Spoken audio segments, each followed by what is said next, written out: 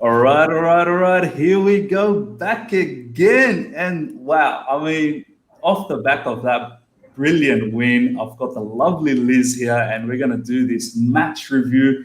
I had Liz ages ago in my channel, and I just needed to have her on. We were both sort of discussing before the match that Chelsea better win, or this review is going to go pear shaped. So, firstly, before we get started, Liz, thank you so much for coming onto the channel and doing this match review with me.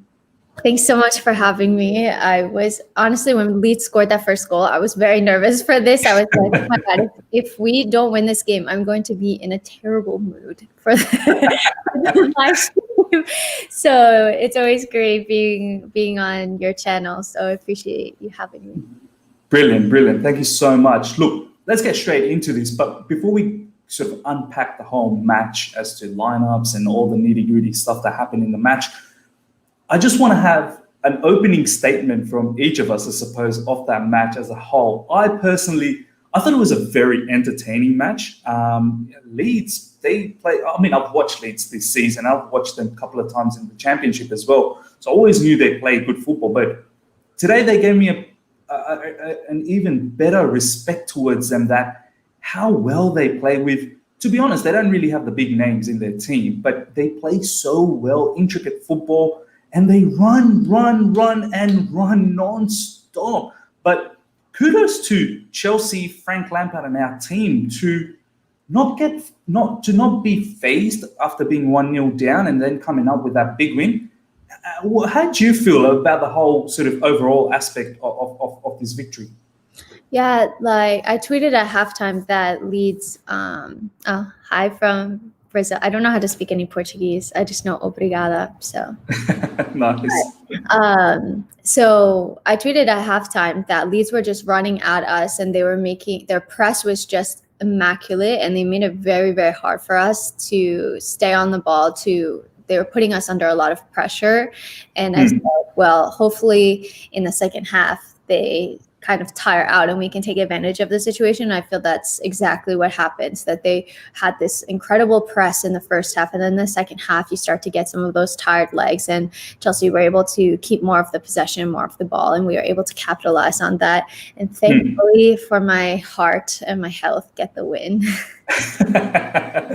Nice. Look, we are top of the table momentarily, but we are top, which we're going to talk about. Let's start unpacking this whole match. All right, let's give our viewers a good perspective of what went down in this particular match. First of all, the lineup. Liz, what were your thoughts? For me personally, I thought that was a perfect lineup, kind of the lineup I predicted actually before the match. Is that how you felt as well, or would you have tweaked anything in there? Yeah, that was actually the lineup that I had predicted as well. It was my preferred lineup, so I was happy that Olivier Giroud got the start. I wasn't sure if he would after playing so many minutes midweek. We know that there's a lot of games, a lot of fixtures coming up, so I wouldn't have been surprised if he was rested, just because we have a game every like 3 days or so. But I was very happy with that lineup. I thought that it was very well balanced to face this Leeds side. Yeah, no, absolutely. I have to agree with you as well. A lot of people were sort of a bit concerned that, how's Olivier Giroud going to, cope with the high line of Leeds? It should be, Tammy, or should be Timo Werner in the middle and Pulisic. But we'll get to the whole Olivier Giroud, and I'm glad he started. But let's now sort of work towards the first half assessment of the whole match. The very first incident, a lovely pass from, honestly, this is probably the first time I actually admired an opposition goal. I was like watching the game and I'm like, wow, you know what? That's a decent goal. That's a decent goal. I'm not even upset. Like, that was a very decent goal. Great pass from, I believe, I initially thought it was Jack Harrison, but it was actually Calvin Phillips, who, mind you, is a very, very good player. But how do you sort of look at that goal? Do you feel Zouma was a little bit maybe casual? I personally didn't think so. But Mendy, for me, I don't know. That was a bit uncharacteristic. He came out a bit early, I think. Like, I think there must have just been like a miscommunication between the defense and him, because like Zouma he kind of just got taken out by that ball, and then he couldn't like track back to take care of it. And then Mendy kind of came out, but he didn't like commit to a challenge, I think, because he didn't want to give away a penalty, but then he didn't like stay back either. So it's just like a big miscommunication. I think more of a mistake on Mendy's part, but I think that like both of them should probably take responsibility for that first goal. Yeah, I feel if Mendy hadn't rushed out, I think he should have just allowed Zouma and Thiago Silva to see exactly what they were capable of, and Mendy could have just held back. Then perhaps Bamford would have had to, maneuver something different. But him rushing out made it easy for Bamford to sort of take the ball away and then open goal. But nonetheless, finished by him as well. Like it wasn't easy to score at all. So absolutely, and I mean, what a story, right? Bamford comes back to Chelsea to score. I mean, it had to be him. But I knew it was going to, and I took him out for a fantasy team, so I knew. I had him in my subs. Oh man, that's 5 points or 6 points, whatever, rotting in the bench. By the way, I didn't see your fantasy video this week. Did you have a video for fantasy? I did. I had taken a break for a couple of weeks just because with all of the videos I was putting out and like I was on the Premier League show. So I had that, and then I flew to New York and worked full time. So I had taken a bit of a break, but I did put one out this week. Fair enough. All right, moving swiftly along. We're 1-0 down, and we look like we had a very good reaction off the back of that. Especially off the corner. I believe it was a corner or a free kick. I can't quite remember. But how did Timo Werner miss that right in front twice? Yeah. Twice. I thought it was in. You can imagine my frustration when I was like celebrating a goal, and then I was like, "Wait, what happened?" I don't know how he missed it. And even the commentators, at least on my game, were saying like, "You will probably never see Timo Werner miss a chance like that again in his career because it was just like that big of a miss." And I feel for the guy. He's missed like quite a couple of chances recently. Like his finishing hasn't been like quite up to par as of late, but I know that he has it in him, and I was just like so hoping that he would get that goal because I think right now maybe he's like overthinking it or something, Absolutely right. I mean, something is, and we'll touch on Timo Werner's other misses in the second half and then try and sort of get to a conclusion about him as we go along in this review. Just on a side note, I had Timo Werner as my captain for fantasy, which he really should have had a hat-trick. Luckily, he got the assist, which we'll talk about. Now, moving swiftly along, next up is Olivier Giroud. Olivier Giroud gets that equaliser. He probably should have had an equaliser well before that. We had quite a few chances. But, Liz, were you one of those people that thought he definitely deserved to start this match? Or were you one of those that were thinking, you know what, Leeds, high intensity, high octane, high line, someone like Timo Werner in the middle? Where were you on this particular stuff? I was totally 50-50. Like when I was on Matisse's channel as well, and I said, well, I think I see Werner and Tammy starting. And then I started thinking about it. I was like, well, no, maybe Giroud would start. Maybe he would start. And then by the time I put my preview video out, I put Giroud in the starting lineup. So I was really going back and forth with that one because like I said, there's so many games. So I wouldn't have been surprised if he didn't start because it's just a lot on your body like that. They're not used to. They're not used to playing a game. A game every 3 days. Yeah. I'm like really tired. It's already pitch black out, so it feels like it's 11, even though it's only 5. I'll let you go. On that one. But yeah, I mean, look, glad he started. That was a great finish. Great cross as well from Reece James. I couldn't believe it. And what a cross. I was so glad that someone finally got on the end of one of Reece James' crosses. But what a finish. He was just like outstretched completely. Yeah, and just nicked it in. And let's also recap the fact that Ziyech had a bit of part to play to maneuver that space and put Reece through. Let's not forget what Ziyech did. Unfortunately, off the back of that, Ziyech actually got injured. What was your reaction when you saw after that goal celebration and then the camera's on Ziyech and he's injured? I know. I was like, what happened to him? I guess he has a niggle. He didn't even play many minutes midweek, but I just have a feeling with like such a condensed game period that we're going to see injuries, and that's why I think it's so important to rotate the team as much as possible because otherwise it's going to be such a strain on their bodies. No, absolutely. I'm glad he was taken off. I hope it's not a long layoff. We honestly, a lot of people sometimes say that, Ziyech looks a bit off, this and that. But, you need him in the team. He just has that magic. There's a reason why they call him the magician. So you just need him. Left foot, like he just can put a ball in, and you have Reece with the right foot and him with the left foot, and it's just it's difficult. It's hard. All right, let's move swiftly along. So we've won all. We're in the game again, and we're looking really good. It finished off 1-1 in the first half. Let's just quickly recap on some performances. Kai Havertz, for me, that first half, I didn't think he was in the game at all. I mean, I know a lot of people were saying that he's still recovering from, we can't say the word. He's recovering from that particular thing. And, it needs a bit of time. Some were a little bit harsh on some of my comments where they were saying, he's not up to the Premier League level and this and that. All I said was he was just not in the game. He's had a poor half. Like, how did you sort of assess his first half? Yeah, I didn't see him that much in the game either. I felt that he was losing the ball pretty easily, giving away possession. I didn't see him contributing all that much, but I think as you said, he's probably still gaining match fitness. I can't imagine what that shall not be named could do to your body. And then also just it's a really, really intense game, and it's still his first season in the Premier League. We've seen that a lot of players usually who come from outside the Premier League take the first year to adapt. So my expectations are not incredibly high for him or Timo or Ziyech. I think it could take a year, and then next season we're going to really, really see them start to take off. But I thought it was a quiet game from him. Yeah, no, fair enough. I mean, for me, and we'll go into the second half. I thought he had a better second half. But just to recap the first half now, we pretty much covered all the key aspects and the points of first half. At halftime, what was your thoughts going in? Were you upbeat? I know we were DMing each other, and you're like, "Oh, we better win this, or else this review is going to suck." What was your thought at halftime?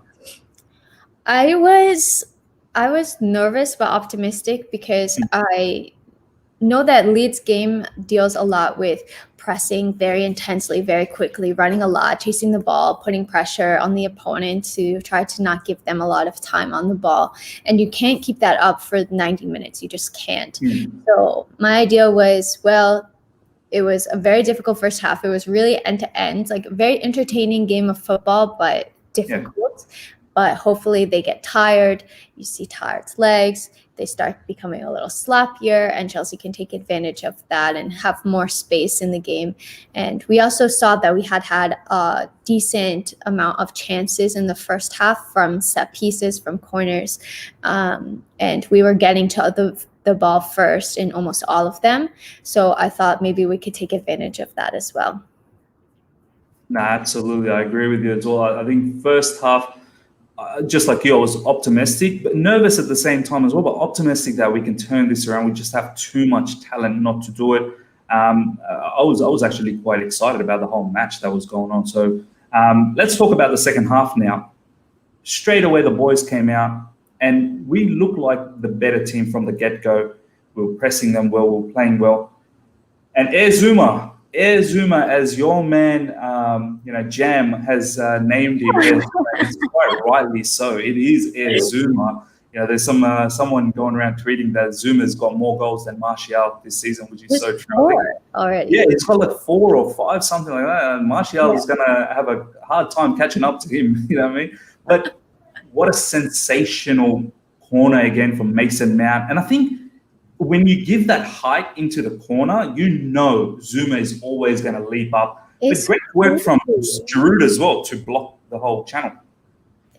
I'm in shock at how much height that he can get onto, to get to that ball. We've seen it time and time again. He looks really dangerous on corners. I had him in my fantasy team. I told everybody to have their fantasy team. So I'm proud of myself for that one. But it was a really great corner by Mount. I'm glad that he got an assist because he had a great game, and a great header by Zouma. Absolutely. And at that point, 2-1, did you have the feeling that we are now going to go on and get into a bit of a rampage here and try and really put them away? I saw it going one of two ways. I was like, we're either going to get momentum from this goal and go on to score more, or we're going to like let them equalize slump. Because I really felt this was probably the most nervous I've been during a game.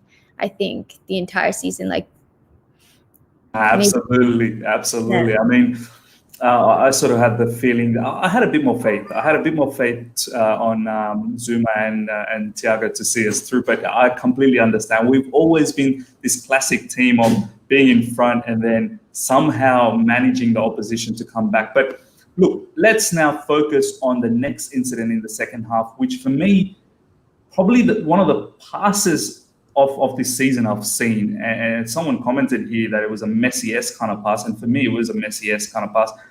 Mason Mount pretty much took out the entire Leeds defense with that pass, put it on the plate for Timo Werner to pretty much select a position to hit it, and you're going to put it in.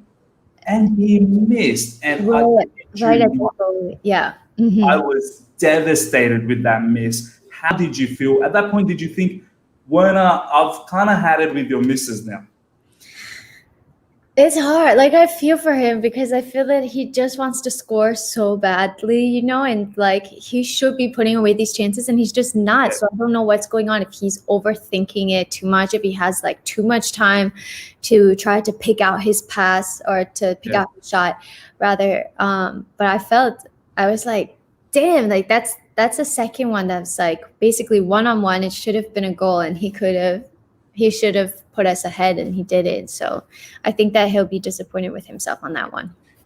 A lot of people off the back of, I tweeted straight after that, I was quite frustrated because honestly, that would have gone down as a fantastic assist for Mason Mount. And you know very well, Liz, I know I've always seen you backing Mason Mount and a lot of us back him as well, rightly so.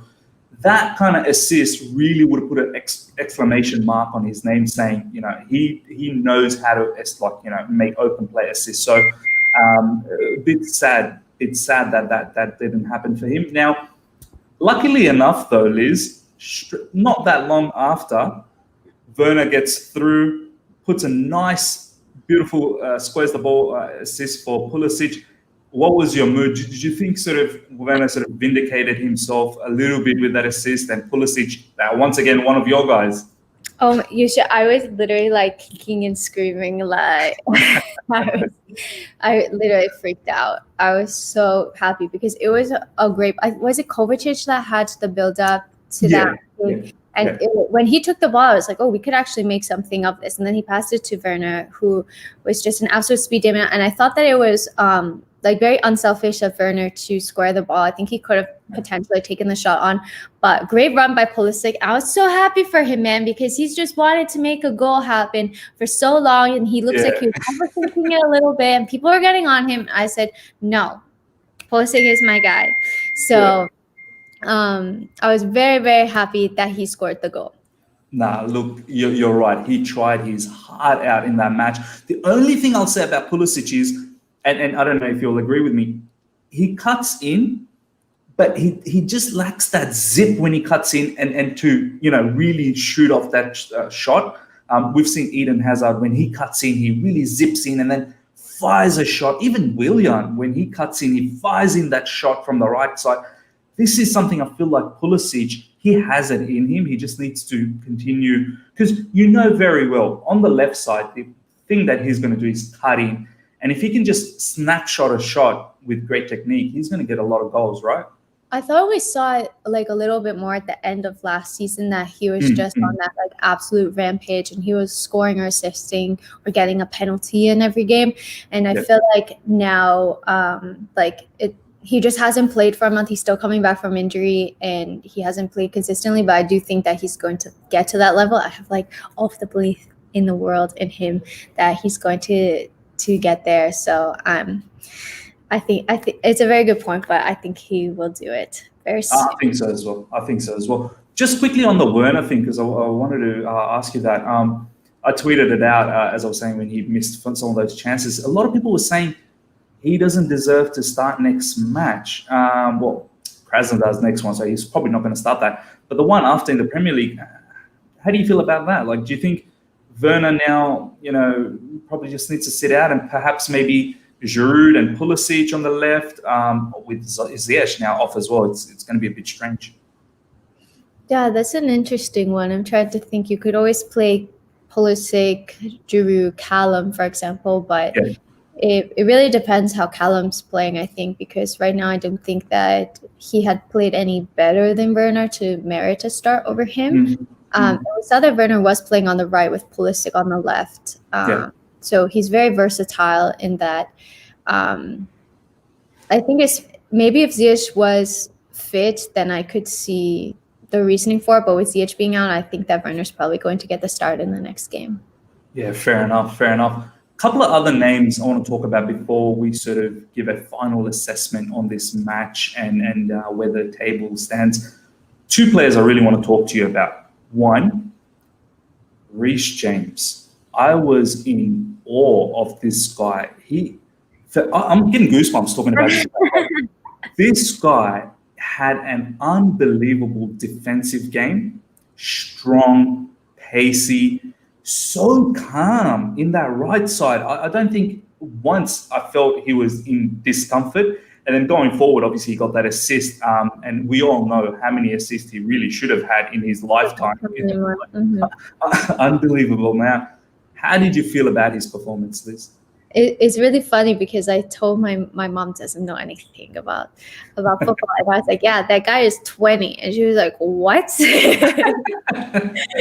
Because his build is so massive. Yeah, exactly. He's a tank. And I think that he's really improved the defensive side of his game. I think that Alfie has probably been helping him in training. My other guy. That's your other guy. You got too many guys, man. But you see all the jokes that my husband looks. Oh my God! Your husband is Azpilicueta. Yeah, I said it all around about it. I was like, "Has anybody ever told you that you look like Azpilicueta?" He's like, "No, I don't look like him." And I was like, "I need to meet him so I can get them like side by side and get them picture." But that's beside the point. You know what? By the way, just on that, we should get Aaron edits to put your husband's picture and Aspi's picture and sort of like put it side by side, and then ask the timeline, which one's the real Aspi? Yeah, it's so funny because whenever I post anything with him, they're like, "Oh my God, you got a one-on-one with Aspi? How did you manage that?" It really is so funny. But getting back to Reece, I thought that he had very, very strong defensive performance. And just generally this season, he's looked a lot stronger defensively, especially in his one-on-one defending.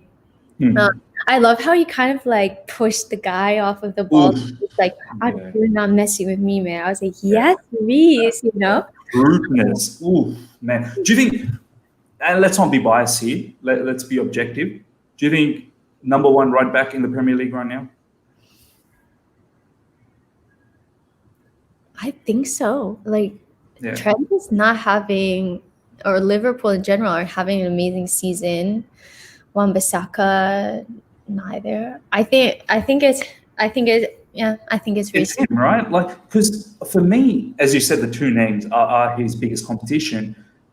Trent Alexander-Arnold, superb going forward, suspect in defense. Yeah.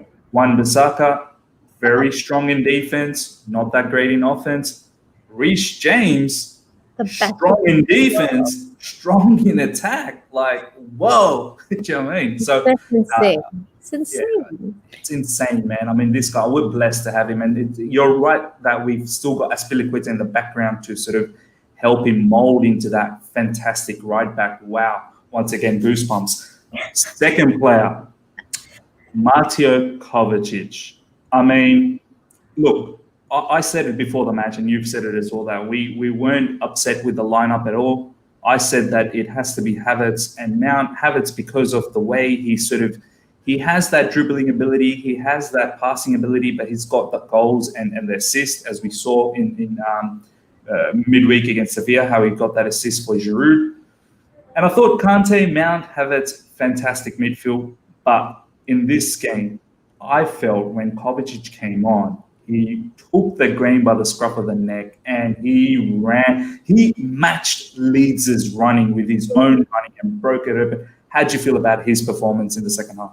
Oh, he's been absolutely fantastic. I think he's been on a great run of form the past couple of games. And just really, really impressive player. As you said, he can really run for ages. Him and Mount have that in common, I think. And he's a great dribbler. Whenever he has the ball, I feel very secure because I don't feel that he's going to lose possession. And, we've seen that he's been getting better in the final third. His end product still isn't the best out there, but he's starting to add an assist to his name, and hopefully that starts to get better as well.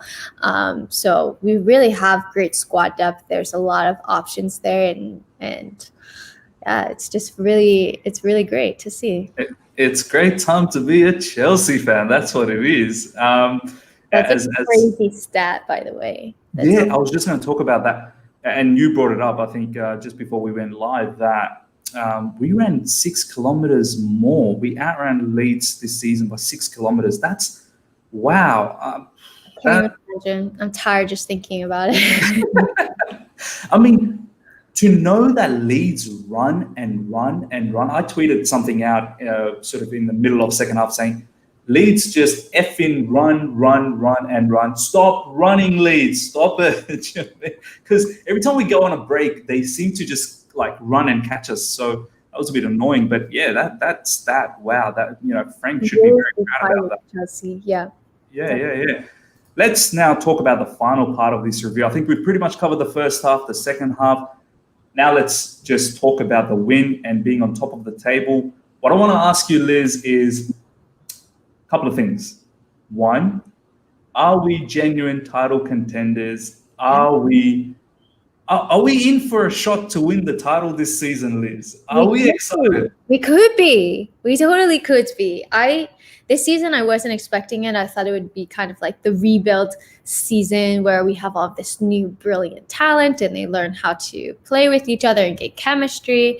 But Liverpool aren't looking great. They have a ton of injuries. Van Dijk is out for the season. Yeah. I think they have many others that I'm not remembering off the top of my head, but they're not looking as indestructible as they did last season. Man City have an aging squad. They're not looking great either.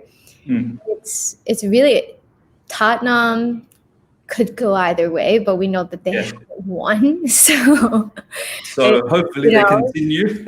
Hopefully that continues. So I really think that it could be anybody's title this year. I really do. And why not Chelsea? We're playing phenomenal football. We're scoring a lot of goals. We're not conceding many goals. We have a great team and we have a lot of squad depth. So we have a great manager as well. So I think we could do it. I really do. Yeah, absolutely. And on that manager point of view as well, honestly, when I looked at this particular matchup, I predicted we were going to win, but I thought it was a big challenge for Frank to come up against Bielsa and the way Bielsa sort of tactically plays the game. We saw every pass Leeds was doing, it was with a lot of purpose. Now, how do you feel about Frank as well, the overall sort of gamesmanship in this particular match, his substitution, his lineups, his whole total tactical game? Do you feel like that's improving a lot as well with Frank Lampard, that now that he comes across some of these managers, he's very confident? Yeah, I think that last season his in-game management was one of the main aspects that he could have improved. We've seen it now. It's improving. I don't think it's 100% there just yet. For example, in the Tottenham game, Giroud got brought on very late in the game for some reason, and that could have been like a perfect game for him to play. But I do think that we're seeing a difference, especially how we were conceding so many goals. We conceded, I think, 9 goals in the first 5 games of the Premier League. And then after that 3-3 draw versus Southampton, we conceded, I think, now 3 goals in all competitions, I think, if I'm not wrong. So we're seeing that he's working on those aspects. We look much stronger defensively. We look much stronger defending against set pieces. We look much stronger taking set pieces as well. There's a lot of factors that I think that we can tell that Frank's been working on and that he has improved on as manager. No, absolutely. So many things, as you said: defense, offense, set piece, defending, set piece, attacking, depth, the camaraderie, the whole team coming together. There's a lot going good as Alex Goldberg always says there's something special happening in Chelsea Football Club. It truly is something special happening. Before we knock things off, just a view towards Krasnodar. Do you feel lots of rotation going to happen in that particular match? Yeah, I mean, we've already secured champion the next round. We've already secured. Yes. So there's really no reason not to just put out like a completely rotated squad. I think like probably Billy Gilmore is going to start. I don't know. I know that with the development team, they can't really play because of the COVID. I'm not sure how that is going to work, but I think we're going to see like a very rotated squad for that game. Yeah, and we've got a deep, we've got a deep team to do that. So hopefully some of the centre backs get an opportunity. Kepa perhaps against Krasnodar. I would never get on, honestly. Oh no, Kepa! Oh my God, Elizabeth. I'm sorry. It is what it is. It is what it is. Don't hate the player. Hate the game, Jeremy. The problem is like if he plays, you want him to play to try to get his value up. But if he plays and he doesn't do well, then his value could go down.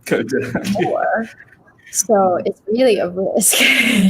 Might as well keep him in the shelf, and hopefully the value doesn't go up or down, just stays there. But now, look, Liz, thank you so much. We've covered everything in this match. What a fantastic victory. We are on top of the table. I know just for a moment we've got Spurs coming, they're going to play soon. Tomorrow. But we are on top, which is great. Thank you to every single one of you guys that have joined throughout this stream and commented, and all the special messages for Liz. It looks like I need to bring Liz along a lot more in this channel. Ellie times Ms. Goats. I just got to put that up just for the sake of it. But yeah, guys, thank you heaps. Liz, thank you so much. Before you go, some final thoughts from you? Just thank you so much for having me. If you don't know me, I put videos out on Twitter. My @ is @Ellie_Helenek, and I'm also a co-owner for SW6 Daily. We have a lot of exciting things happening there, and we have edits with Easter eggs in them to give you guys a hint about like what's happening, what's dropping soon. So keep an eye out on that page. Nice. I've got all your description, all this information in the description as well. I'll add all the stuff about SW6 as well, guys. Please follow Elizabeth, one of the loveliest human beings in this platform, and follow SW6. They do a fantastic job over there as well. So, guys, have a great weekend, and until next time, see ya. Bye.